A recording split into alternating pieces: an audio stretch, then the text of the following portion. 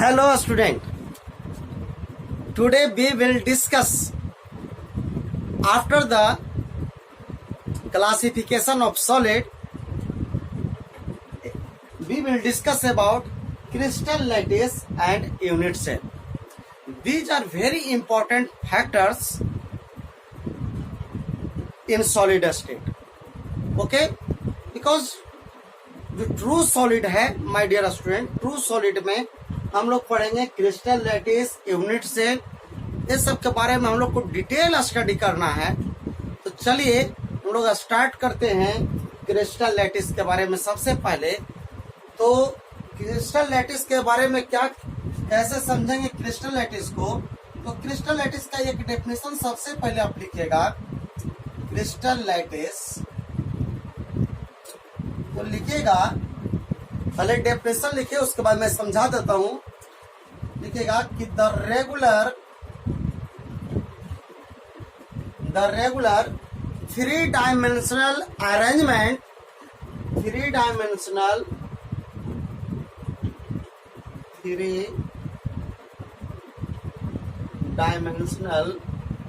Arrangement of particles, three-dimensional arrangement of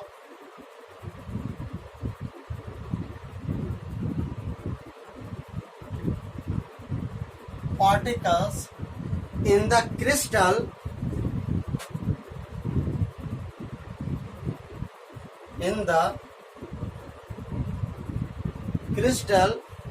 in which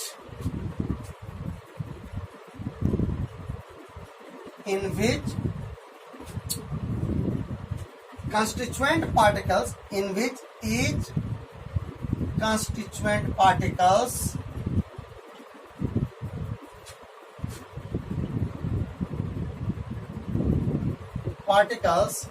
are represented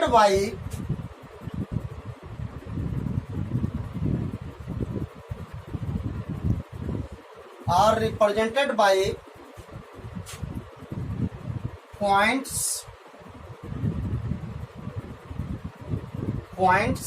is called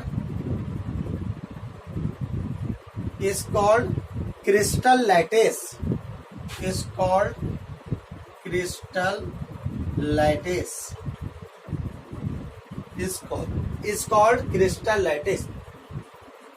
My dear student, it is very important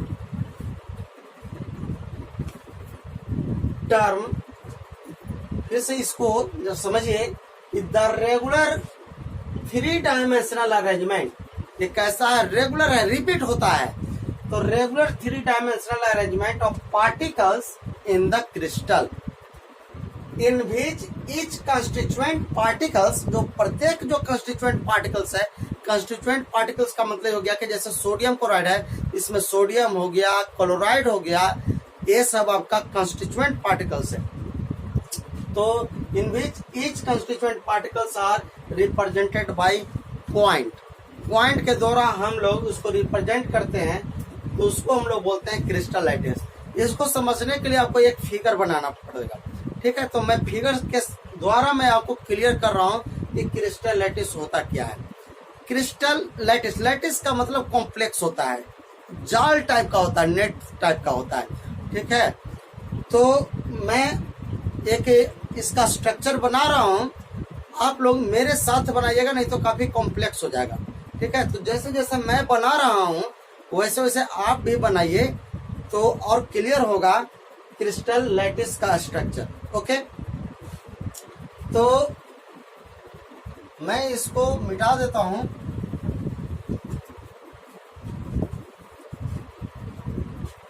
और मैं इसका structure बना रहा हूं, तो आप समझिएगा। चलिए मेरे साथ आप स्टार्ट कीजिए बनाना। सबसे पहले क्या कीजिए कि इस तरह से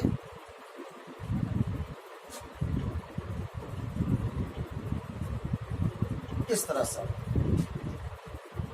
चलिए एक इस तरह से बनाइए, और उसके बाद इस तरह से देखिए यहां तक ऐसे लाइए, इधर लाना, इसके बाद ऐसे लाना है, उसके बाद ऐसे, इस तरह से। चलिए यहां से इस पॉइंट है, पॉइंट को यहां पर ऐसे ज्वाइन कर देना है, इस तरह से।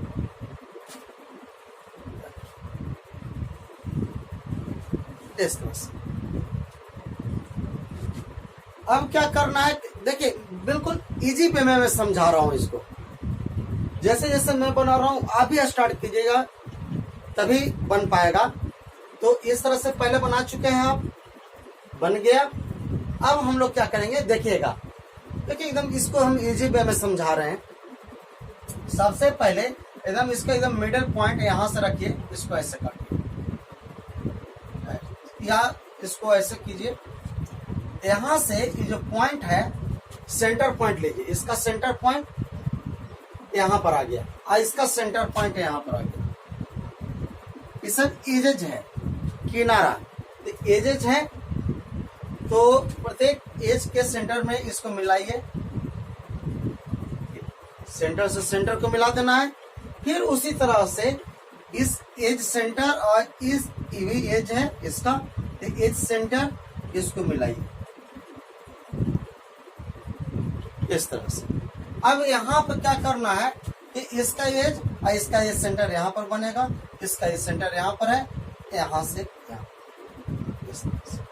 अब इस सेंटर और इस सेंटर को मिला दीजिए, बन गया। चलिए अब हम लोग क्या करेंगे कि अब इस मिडिल पॉइंट को हम लोग यहां से ऐसे इसको क्रॉस करवाना है इस तरह से, और यहां से आपको यहां पर माने इस तरह से क्रॉस करवाना है, यहां से इसको क्रॉस करवाना है ताकि एकदम पैरेलल रहेगा, पैरेलल रहेगा। अब क्या कीजिए कि यहां से मिला दीजिए, यहां देखिए इसका ऐसा समझिएगा कि इसका सबसे लास्ट है 1 2 3, इसका 1 2 3, तो 3 से इसका 3 को मिलाना है। तो चलिए यहां से हम मिला दिए यहाँ। अब फिर यहाँ देखिए फर्स्ट लाइन रो है, फर्स्ट लाइन यहाँ पर इसका फर्स्ट लाइन है, तो यहाँ पर मिला देना है इस तरह से। अब क्या करना है कि ठीक उसी तरह से अब इधर आइए। अब यहाँ पर इसको एकदम बीच में इस तरह से, इस तरह से, उसी तरह से इधर भी करना है, ऐसे करना बिल्कुल एकदम साथ साथ बनाइए, कहीं कोई दिक्कत नहीं होगी। अब यहाँ पर क्या करना है कि उसी तरह से यहाँ भी कटेगा बीच में, जैसे ये है उसी का पैरेलल उसी रेशियो में यहाँ पर। अब देखिए मिलाइए, यहाँ से ऐसे ऐसे, अब ऊपर से यहाँ से यहाँ। अब क्या करना है कि इसका सेंटर पॉइंट ये है और इसका सेंटर पॉइंट ये है। अब इसको मैच कीजिए, ज्वाइन कीजिए। चलिए यहाँ पर मान के चलिए इस तरह से ज्वाइन हो। अब क्या करना है कि देखिए एकदम बिल्कुल क्लियर होगा। उसी तरह से अब यहाँ पर इसका सेंटर पॉइंट ई बनेगा, इसका सेंटर पॉइंट ई बनेगा। तो सेंटर पॉइंट से सेंटर पॉइंट को जोड़ना, देखिए इस तरह से। अब देखिए ये बिल्कुल कॉम्प्लेक्स टाइप का बन रहा है, एक क्रिस्टल बन रहा है। आप चाहें तो इसमें एक रो और डाल सकते हैं, लेकिन बहुत ज्यादा कॉम्प्लेक्स हो जाएगा, अभी केवल समझना है। अब जैसा सपोज डैट, अब मान लेते हैं कि सोडियम क्लोराइड का हमको क्रिस्टल लैटिस तैयार करना है, सोडियम क्लोराइड का। तो जरा देखिए सोडियम क्लोराइड का, तो सोडियम क्लोराइड को हमको इसको शिफ्ट करवाना है, इसमें सोडियम क्लोराइड को शिफ्ट करवाना है। तो माय डियर स्टूडेंट इसमें दो पार्ट है, एक कटाइन है सोडियम प्लस और दूसरा है क्लोराइड Cl माइनस। एक कटाइन है, दूसरा एनाइन है। अब क्या करना है कि जनरली जो कटाइन पार्ट है उसका साइज क्या होता है, स्मॉलर होता है देन एनायन। साइज पर थोड़ा सा देखिए, क्यों साइज को हम लोग डिस्कस कर रहे हैं। पहले आप देखिए कि कैटायन का साइज और एनायन का साइज में किसका साइज बड़ा है, किसका साइज स्मॉलर है। तो हम लोग जानते हैं कि एनायन का साइज हमेशा बड़ा होता है किससे, कैटायन से, क्योंकि कैटायन में एक इलेक्ट्रॉन लूज कर दिया।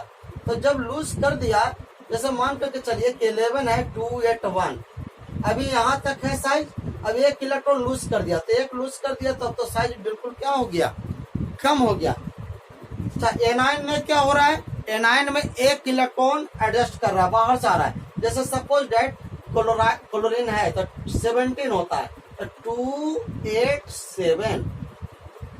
अब चूंकि एक माइनस है तो एक इलेक्ट्रॉन और ले चुका है, तो अब 8 हो गया। तो 8 हो गया तो इलेक्ट्रॉन जब बाहर आ रहा है तो साइज क्या करेगा, एक्सपैंड करेगा। अब 8 हो गया, माइनस करने के बाद अब 8 हो गया तो साइज क्या हो गया, बड़ा हो गया। तो कैटायन का साइज छोटा होता है, एनायन का साइज बड़ा होता है। तो माय डियर स्टूडेंट, मैं इसलिए साइज के बारे में डिस्कस कर रहा हूं कि यहाँ पर जो स्मॉलर साइज होता है, स्मॉलर साइज वाला जो भी पार्टिकल होगा उस सेंटर में होता है, बीच में होता है। अब कॉर्नर पर, ये सब कॉर्नर है, देखिए ये जो कॉर्नर है, यहाँ पर कॉर्नर है, कॉर्नर है। तो कॉर्नर पर जो होता है वो बड़ा साइज, बिगर साइज वाला कंस्टिट्यूएंट पार्टिकल होता है। ये माइंड में इसको सेट कीजिए, ठीक है। कॉर्नर पर जनरली लार्जर साइज वाला कंस्टिट्यूएंट पार्टिकल होगा, इसको एकदम नोट कीजिए माइंड में। और स्मॉलर साइज वाला कहाँ होगा, वो बीच में भी हो सकता है, क्योंकि छोटा साइज है, बीच में एडजस्ट कर सकता है। तो यहाँ पर जो कैटायन है जनरली बीच में जाएगा और एनायन जो है कॉर्नर पर जाएगा, क्योंकि कॉर्नर पर ज्यादा स्पेस मिलता है। तो ज्यादा स्पेस मिलेगा, हमको बड़ा साइज वाला को फिट करना है। तो बड़ा साइज वाला को जब फिट करना है तो कहाँ पर फिट होगा, जब भी होगा तो कहाँ पर ज्यादा स्पेस मिलेगा, कॉर्नर पर मिलेगा। बीच में ज्यादा स्पेस नहीं मिलता, बीच में छोटा स्पेस हो जाता है, तो वहां पर छोटा साइज वाला कोई कंस्टिट्यूएंट पार्टिकल को शिफ्ट करवा सकते हैं। एक क्लियर हुआ। तो क्लोराइड कहाँ पर होगा, बड़ा साइज है कॉर्नर पर।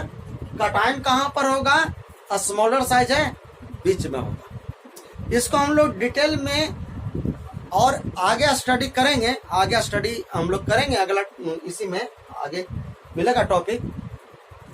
लेकिन अभी फिलहाल ये समझना है कि जो कैटायन है, एनायन जो है उसको कॉर्नर पर रखेंगे।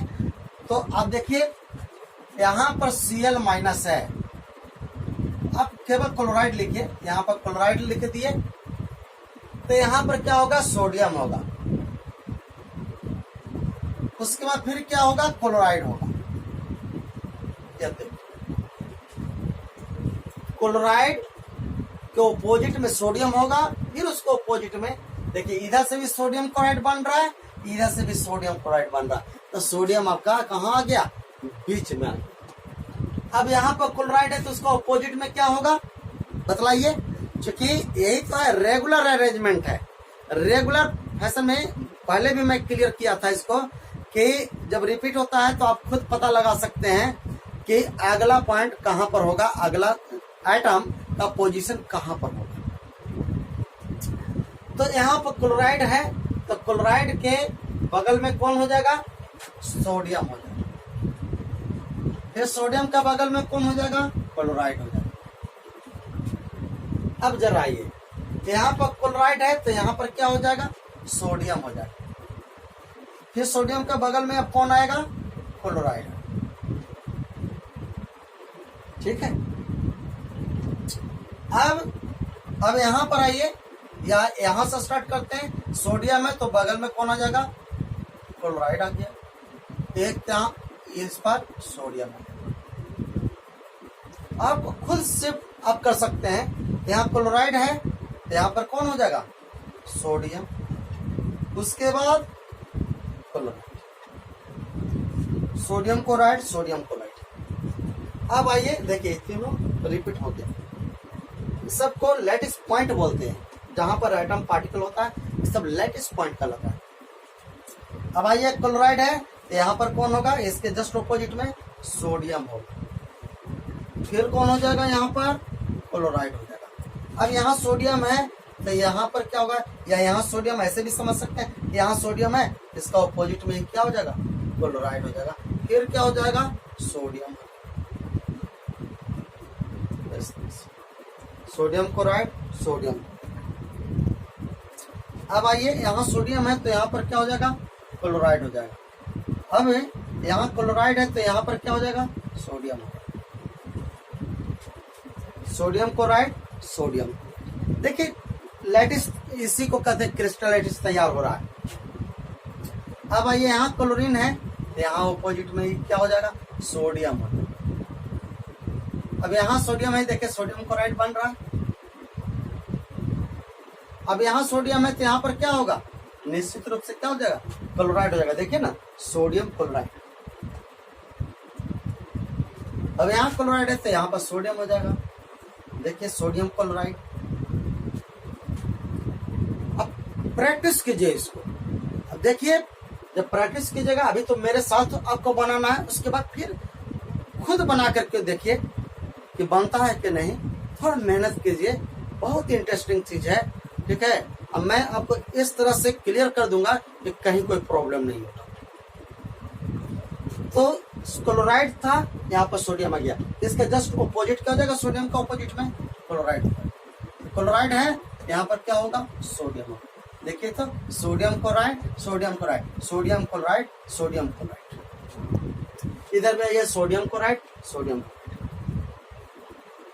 कटायन के जस्ट ऑपोजिट में एनाइन होगा, बस। अब जरा आइए इधर आइए, सोडियम है तो यहाँ पर क्या हो जाएगा, क्लोराइड हो जाएगा। इधर भी देखिए सोडियम क्लोराइड, सोडियम क्लोराइड। अब यहाँ क्लोराइड है तो यहाँ पर सोडियम हो गया। देखिए तो सब पॉइंट क्या हो गया, स्पेसिफाई कर लिया पार्टिकल। अब आइए यहाँ पर सोडियम है तो इसका देखिए, यहाँ भी सोडियम है तो यहाँ पर क्या हो जाएगा, क्लोराइड हो जाएगा। या ऐसे ही देखिए सोडियम है तो इधर भी क्लोराइड होगा, सोडियम क्लोराइड। अब क्या होगा, यहाँ पर क्लोराइड हो गया, यहाँ क्लोरीन था तो यहाँ पर क्या हो जाएगा, सोडियम हो जाएगा। यहाँ पर क्या हो जाएगा, देखिए sodium chloride, sodium, sodium chloride, sodium chloride. यहाँ पर सोडियम है तो सोडियम क्लोराइड, सोडियम क्लोराइड। अब देखें तो सारा पॉइंट क्या हो गया, सारा पॉइंट जो है पार्टिकल कैप्चर कर लिया। तो जहां पर कंस्टिट्यूएंट पार्टिकल है, जिस पोजीशन पर है, जिस पॉइंट पर है, इसको हम लोग बोलते हैं लैटिस पॉइंट बोलते हैं। ये लैटिस पॉइंट है, सब लैटिस पॉइंट है जहां पर। तो लैटिस पॉइंट को कैसे डिफाइन करेंगे, space occupied by particle, the point occupied by particle is called lattice point. और ओवरऑल जो आप देख रहे हैं structure, this is called crystal lattice, crystal lattice. Clear हो गया। तो चलिए इसको आप बनाने की कोशिश कीजिए, और इसको बन गया। अब आपको केवल समझना, अब लिखना नहीं है, आपको समझना। मैं चाहूं तो और इसको कॉम्प्लेक्स बना सकता हूं, जिस तरह से आप देखिए, इस तरह से मैं चाहूं तो और बीच में डाल सकता हूं, यहां पर भी डाल सकता हूं। जैसे देखिए, अब केवल समझना, यहां तक आप समझ गए, आपको यही समझना है, ज्यादा नहीं समझना है, ये समझ लेना है, ये क्रिस्टल लैटिस है, ठीक है। अब मैं और कॉम्प्लेक्स बना रहा हूं, अगर आप चाहें तो और इसको बना सकते हैं। जैसे देखिए, यहां से ऐसे, यहां से ऐसे, यहां से यहां मिलाइए, इस पॉइंट से ये पॉइंट। अब उसी तरह से यहां से, अब क्या करना है कि इस पॉइंट से एक पॉइंट को मिला देना है। देखिए, और चाहे तो यहां पे भी हो सकता है।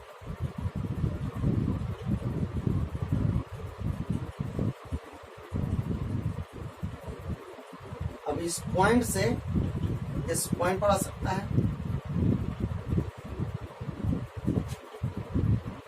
कॉम्प्लेक्स बन रहा है। तो क्या हो रहा है, ये 3D में जा रहा है, 3D का रिपीटेशन हो रहा है, रेगुलर अरेंजमेंट हो रहा है। ये है आपका क्रिस्टल लैटिस। मैं समझता हूं कि क्रिस्टल लैटिस आपको समझ में आ गया होगा। अगर कोई कंफ्यूजन इसमें है तो आप मुझसे क्वेश्चन भी पूछ सकते हैं। बहुत सारा क्वेश्चन पूछने का प्लेटफॉर्म है, जैसे आप व्हाट्सएप पर भी कांटेक्ट कर सकते हैं, आप कमेंट बॉक्स में भी लिख सकते हैं, ठीक है, कि कैसे हुआ। हो सकता है जहां तक मेरी कोशिश होगी मैं जरूर क्लियर करूंगा प्रॉब्लम। तो ये था आपका क्रिस्टल लैटिस।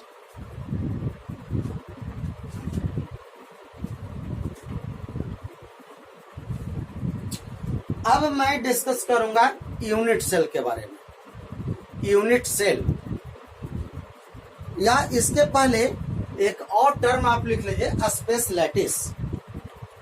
इसको अभी मैं बतलाया, लैटिस पॉइंट को ही स्पेस लैटिस बोलते हैं।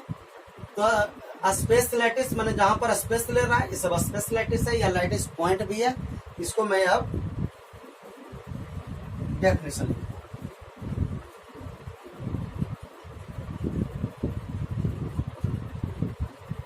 लिखिएगा। स्पेस लैटिस, स्पेस सब छोटा छोटा टर्म्स है, उसको क्लियर कर लेना है। स्पेस लैटिस और लैटिस स्पेस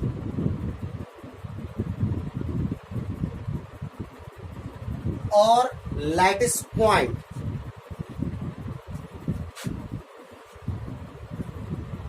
और लैटिस पॉइंट।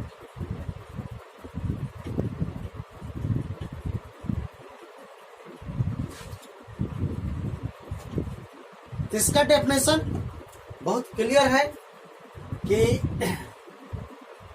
ए स्पेस और point occupied by particle in crystal lattice.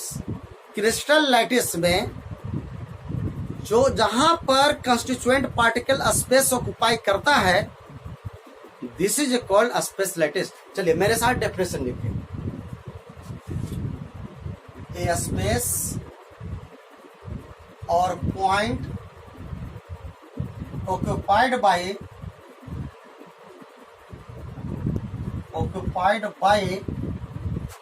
constituent particles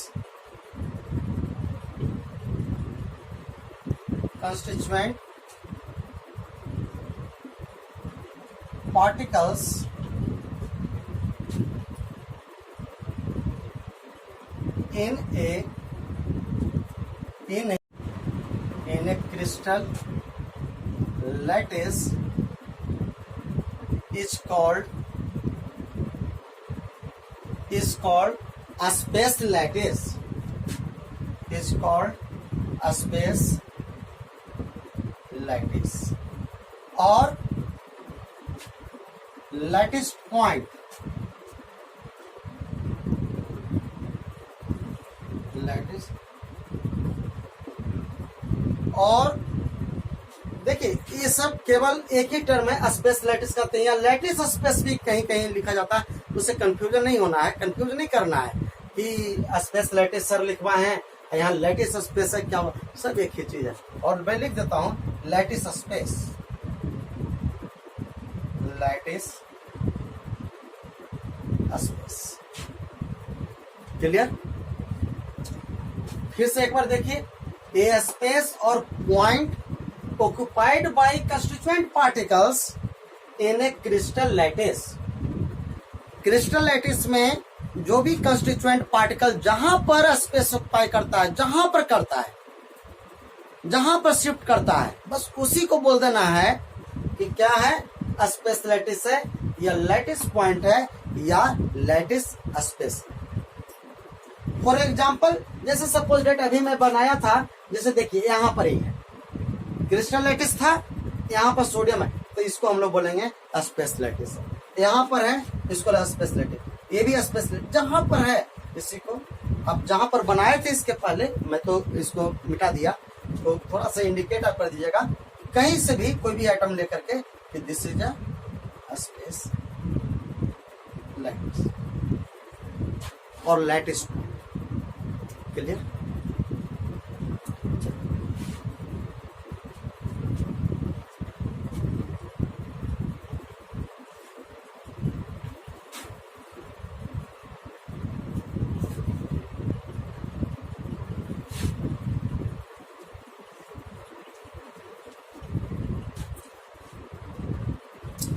अब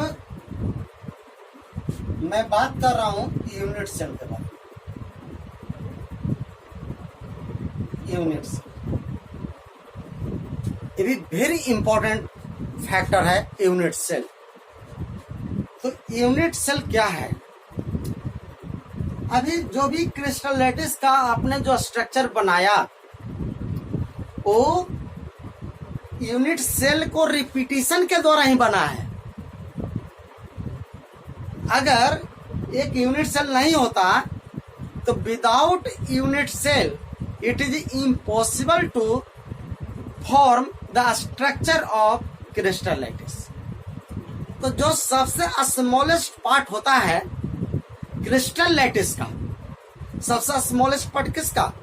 क्रिस्टल लैटिस का सबसे स्मॉलेस्ट पार्ट, जिसको रिपीट करते करते एक बहुत बड़ा क्रिस्टल लैटिस तैयार हो जाता है, वही उस सेल को हम लोग क्या बोलेंगे? उस यूनिट को बोलेंगे यूनिट सेल को। तो पहले एक डेफिनेशन लिखिए, उसके बाद और मैं इसको डिटेल करता हूं। तो लिखिएगा कि the smallest part, the smallest part of the smallest part of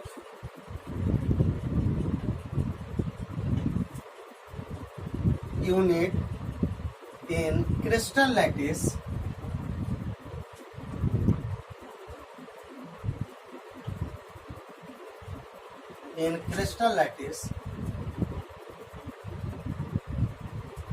each on repetition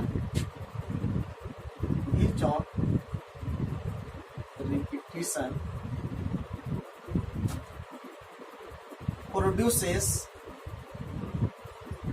a complex structure of crystal lattice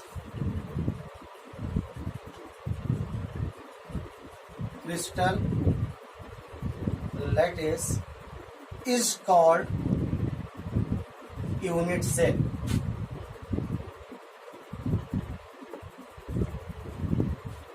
Is called unit cell.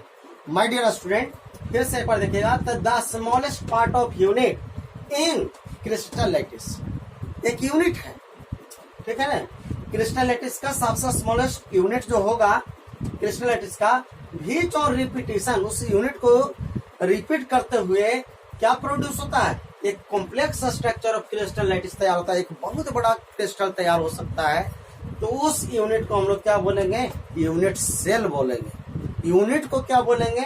Unit cell बोलेंगे। फॉर एग्जाम्पल इस तरह से देखिए,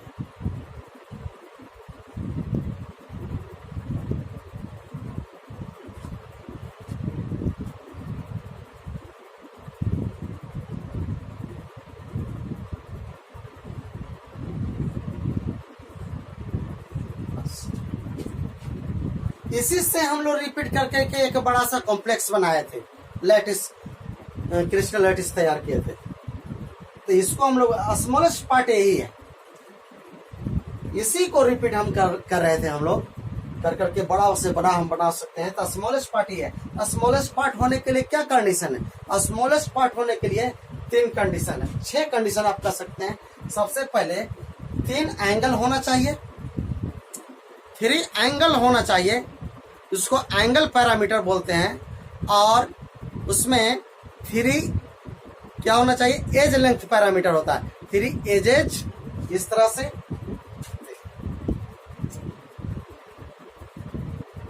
ये चीज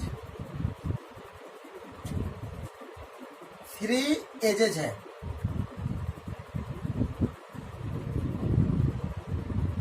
इसको XYZ आप मान सकते हैं, या एक्स वाई ये हो गया। अब देखिए ये सब एजेज है, किनारा, इसको 2 ये 3 हो गया। इसको आप कह सकते हैं ए, इसको बी और इसको मान सकते हैं सी। ए बी सी क्या हो गया, ए बी एंड सी। इस जो 3 है इसको हम लोग बोलते हैं एज लेंथ पैरामीटर, और 3 एज लेंथ पैरामीटर।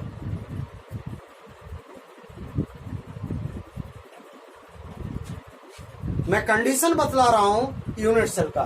तो ए बी सी ये 3 आपका यूनिट सेल पैरामीटर हो गया।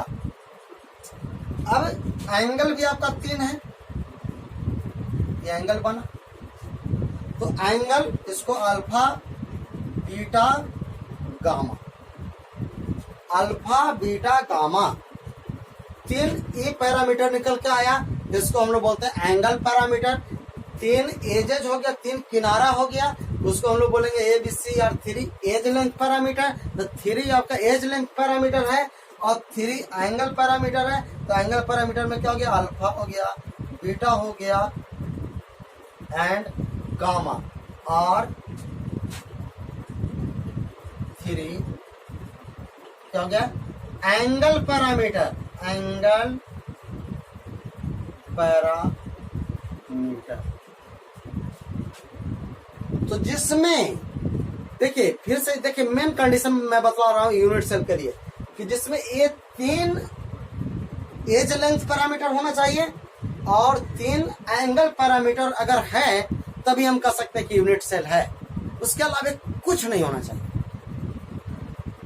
तो हम कहेंगे कि यूनिट सेल है। अब जरा इसमें देखिए क्या ये चीज है, देखिए यहां पर एक इधर आया, एक इधर, एक इधर। इसी चीज को मैं बाहर निकाला था,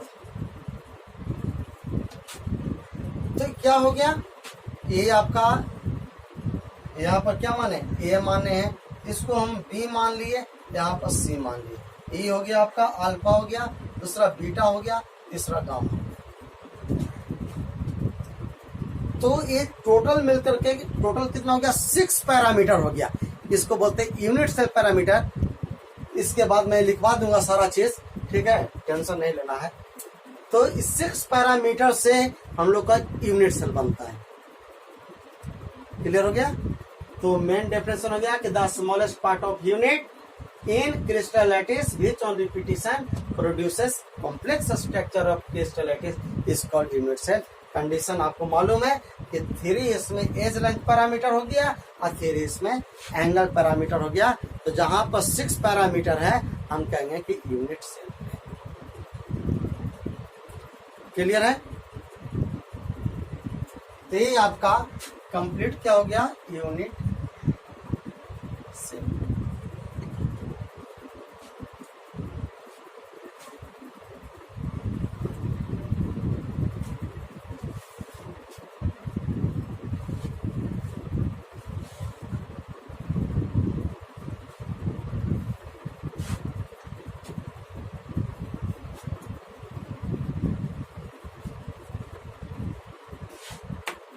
अब हम लोग पढ़ेंगे types of unit cell.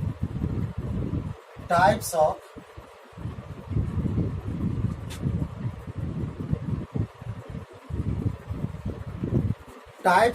Unit cell. तो टाइप्स ऑफ यूनिट सेल क्या होगा कि देयर आर, या ऐसे लिखेगा कि on the basis of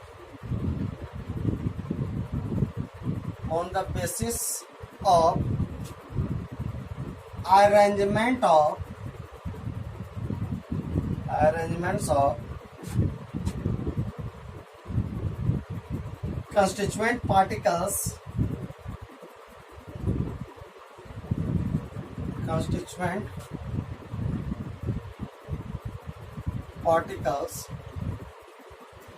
their are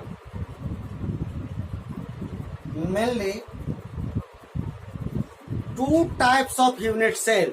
unit cell two types का होगा, दो प्रकार का यूनिट सेल होता है, याद रखिएगा। किसके बेसिस पर? अरेंजमेंट ऑफ कंस्टिट्यूएंट पार्टिकल्स का। यूनिट सेल में आप किस तरह से अरेंज कर रहे हैं उसके बेसिस पर there are mainly two types of unit cell. Unit cell two types का हो गया, इसको हम ऐसे लिख सकते हैं, unit cell is of two types.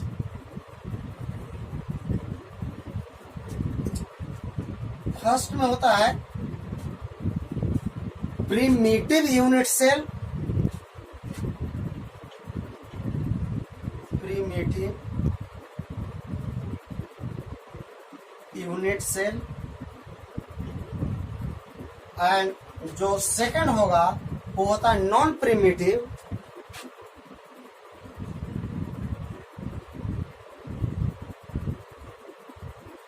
Unit cell.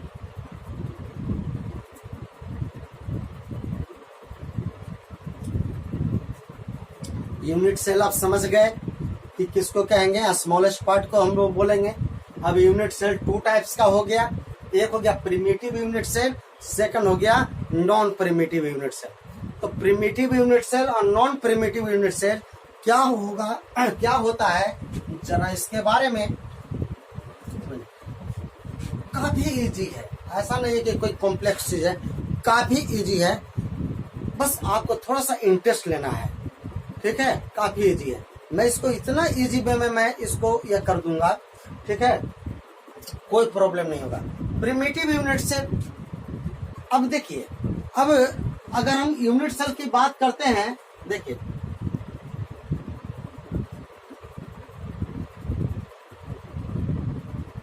इसमें कॉर्नर कितना होगा, यूनिट सेल है, इसमें टोटल कॉर्नर कितना है, बतलाइए कितना कॉर्नर है यूनिट सेल में। पहला कॉर्नर हो गया, एक कॉर्नर हो गया, दो, तीन हो गया, फिर चार हो गया, पांच हो गया, छह हो गया, सात हो गया, ये आठ। देखिए तो एक कॉर्नर है, अब बना करके देखिए कितना कॉर्नर है, और टोटल कितना कॉर्नर हो गया, 8 कॉर्नर है। यूनिट सेल में 8 कॉर्नर होगा। अब अगर particle, if particle shifts at only at corner, अगर कोई पार्टिकल अपना स्पेस ऑक्युपाई करता है कहां पर, सिर्फ कॉर्नर पर, उसके अलावा कहीं भी नहीं, सिर्फ कॉर्नर पर अगर है, जैसे पार्टिकल है, ये मान करके चलिए पार्टिकल है, तो सिर्फ कॉर्नर पर अगर कोई पार्टिकल है, जैसे सोडियम है, सोडियम क्लोराइड है या कुछ भी इस तरह का है, तो सिर्फ स्पेस ऑक्युपाई कहां कर रहा है, कॉर्नर पर। इसका अलावा अगर दूसरे जगह पर नहीं करता है, तब इसको हम कहेंगे कि प्रिमिटिव यूनिट सेल है। देखिए कितना आसान हो गया। तो प्रिमिटिव यूनिट सेल के लिए कंडीशन क्या हो गया, प्रिमिटिव यूनिट सेल के लिए कंडीशन है कि पार्टिकल यूनिट सेल में कहां पर होना चाहिए, कहां पर होना चाहिए, बोलिए, कॉर्नर पर होना चाहिए। कॉर्नर पर अगर है तब हम कह सकते हैं कि प्रिमिटिव यूनिट सेल है, ठीक है। और नॉन प्रिमिटिव यूनिट सेल किसको कहेंगे, कॉर्नर के अलावे, समझिएगा मैं बतला रहा हूं नॉन प्रिमिटिव यूनिट सेल के बारे में। तो नॉन प्रिमिटिव यूनिट सेल के बारे में मैं बतला रहा हूं, तो पार्टिकल्स कहां पर होगा, कॉर्नर पर के अलावे, कॉर्नर पर तो होगा ही होगा, कॉर्नर के अलावे भी दूसरा कहीं पार्ट पर हो जाए, जैसे यहां पर आवेंगे, यहां पर आ गया पार्ट, यहां पर आ गया पार्ट, या यहां पर आ गया पार्टिकल, कहीं भी आ गया, यहां पर आ गया, कॉर्नर के अलावे आ रहा है। तो कॉर्नर के अलावे अगर कहीं भी दूसरा पार्ट पर, बीच वगैरह में अगर आ गया, तो उसको हम बोलेंगे ये सब क्या हो गया, नॉन प्रिमिटिव हो गया।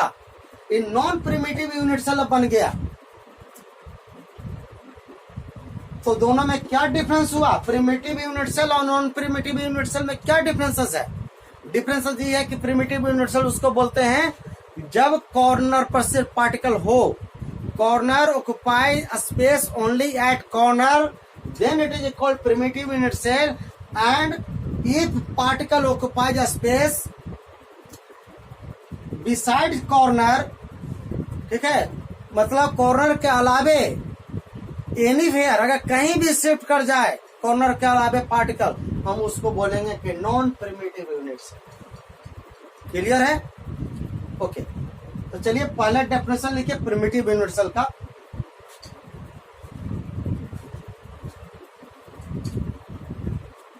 Primitive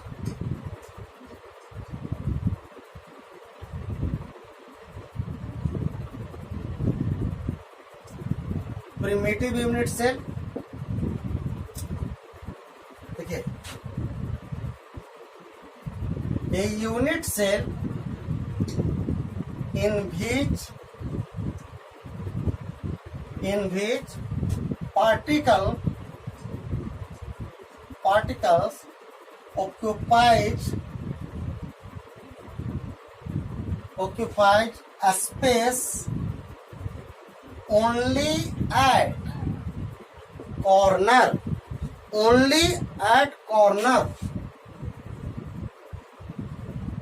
then it is called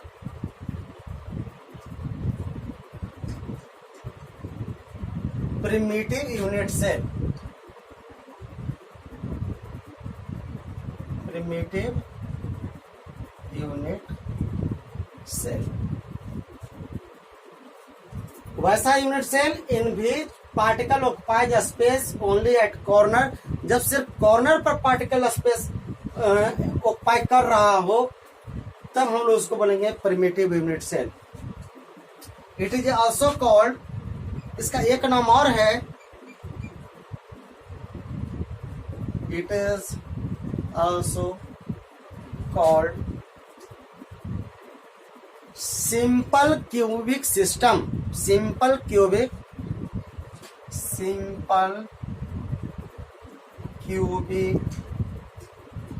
system, इसका एक नाम बहुत इंपॉर्टेंट नाम है, सिंपल क्यूबिक सिस्टम। तो प्रिमिटिव यूनिट सेल आप बोले या सिंपल क्यूबिक सिस्टम बोले, सेम है।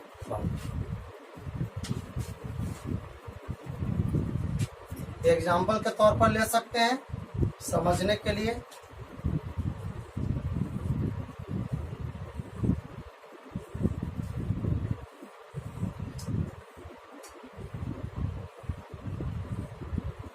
अब पार्टिकल कहां पर होगा?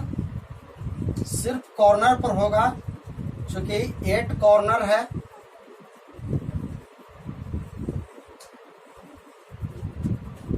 तो 1 2 3 4 5 6 7 8। अब इसको हम बोलेंगे कि प्रिमिटिव यूनिट सेल है या सिंपल क्यूबिक सिस्टम। ओके, चलिए नेक्स्ट लिखिएगा non primitive unit cell. Non primitive unit cell, अब इसका डेफिनेशन पहले लिख लीजिए। तब जब जान गए कि नॉन प्रिमिटिव यूनिट सेल में पार्टिकल्स कहाँ होगा, कॉर्नर पर तो होगा ही, कॉर्नर के अलावे भी कुछ अलग स्पेस, अलग जगह पर जब पार्टिकल्स जाएगा, स्पेस ऑक्युपाई करेगा कॉर्नर के अलावे, तो हम उसको बोलेंगे नॉन प्रिमिटिव यूनिट सेल। तो डिफाइन इसको कीजिए, a unit cell in which particles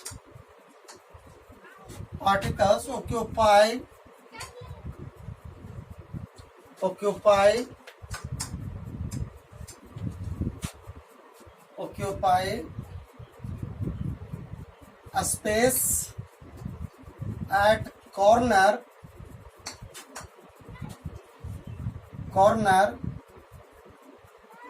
as well as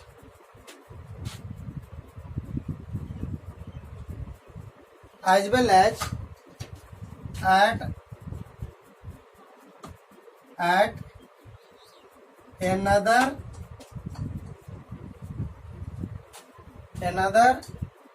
space corner as well as at another space is called non-primitive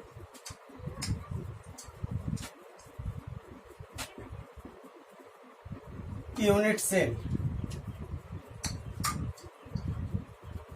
non primitive unit cell. तो अब इसका एग्जांपल मैं दे रहा हूं इस तरह से।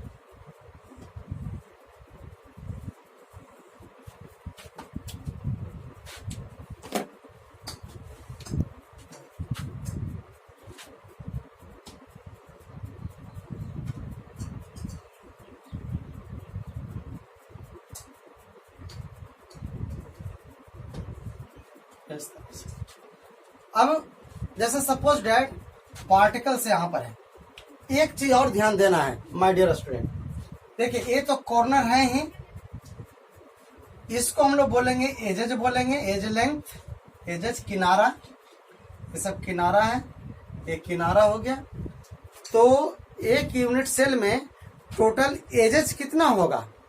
टोटल एजेज की संख्या, किनारे की संख्या कितना होगा टोटल क्यूब में? बतलाइए। 12 एजेज होता है। कैसे 12 एजेज होता है? जैसे देखिए, सबसे पहले O1 एज, O1, ये हो गया 2, ये हो गया 3, ये हो गया 4, ये हो गया 5, ये हो गया 6, ये हो गया 7, ये हो गया 8। अब ये हो गया 9, ये हो गया 10, 11, 12। टोटल आपका एजेस की संख्या कितना है? सब किनारा है, सब किनारा है। तो सबसे पहले क्यूब में तो पहला क्यूब, पहला एज, दूसरा एज, 2 इधर हो गया, 2 इधर हो गया, 4 हो गया, 2 6, 2 8 यही हो गया। ऐसा ऐसा क्या हो, 4 हो गया, 8 4 12 हो गया। तो 12 एजेज होता है। अब एक चीज और क्लियर करना है कि ये जो आप देख रहे हैं इस तरह से, ये फेसेस है, इसको हम लोग बोलते हैं फेस बोलते हैं। तो टोटल फेस कितना हो गया? टोटल नंबर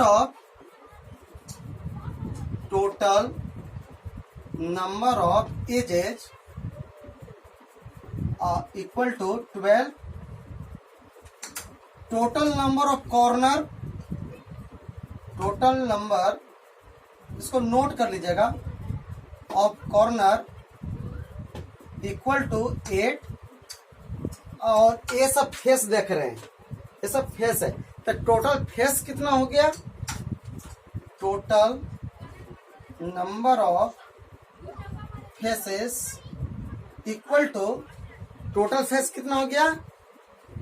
देखिए O1 face, second face, O1 face, first face ये हो गया, उसका ऑपोजिट में सेकंड फेस हो गया, ये हो जाएगा थर्ड, इसका ऑपोजिट हो गया फोर्थ। और एक हो गया अंदर का और एक हो गया बाहर का, 2 फेस, यानी कि हो गया 6 फेसेस हो गया। टोटल फेसेस 6 हो गया। जैसे आपके पास अगर कोई बुक वगैरह है तो उसको आप देख के आप ये कर सकते हैं। जैसे सपोज डैट मेरे पास कोई बुक है, देखिए, जैसे सपोज डेट देखिए ये बुक है, तो ये बुक जो है आपका पहला फेस ही हो गया, इसका ऑपोजिट में सेकंड फेस हो गया, ये थर्ड फेस, इसका फोर्थ फेस, 5 फेस, 6 फेस, इस तरह से 6 फेसेस होता है। तो इसमें 6 फेसेस हो गया। अब एक क्लियर हो गया, इसको आप नोट कर लीजिएगा कहीं, ये इंपॉर्टेंट पॉइंट है, इस तरह से, ये सब इंपॉर्टेंट है। अब मैं आपको इसको नोट कर लीजिएगा। अब ये समझना है, इसको मैं फिर से बात कर रहा हूं।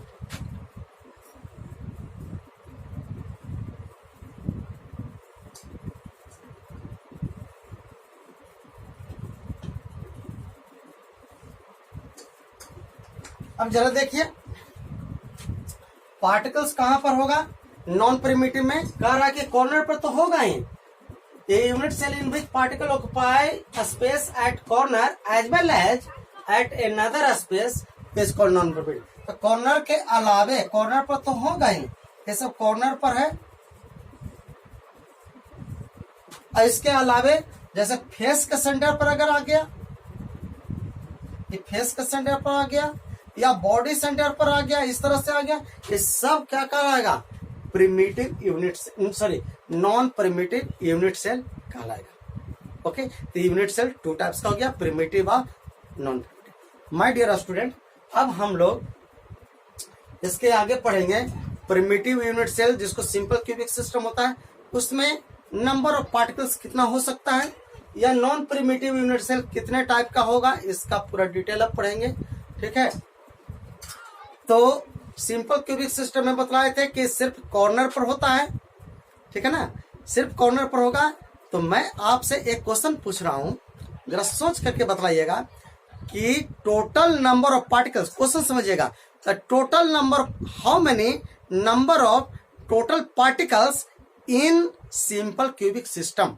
सिंपल क्यूबिक सिस्टम में टोटल नंबर ऑफ पार्टिकल्स एक यूनिट सेल में कितना होता है, ये आप कमेंट करके बतलाइएगा। उसके बाद मैं नेक्स्ट क्लास में डिस्कस करूंगा। तो माय डियर स्टूडेंट, बस आज के लिए बस इतना ही।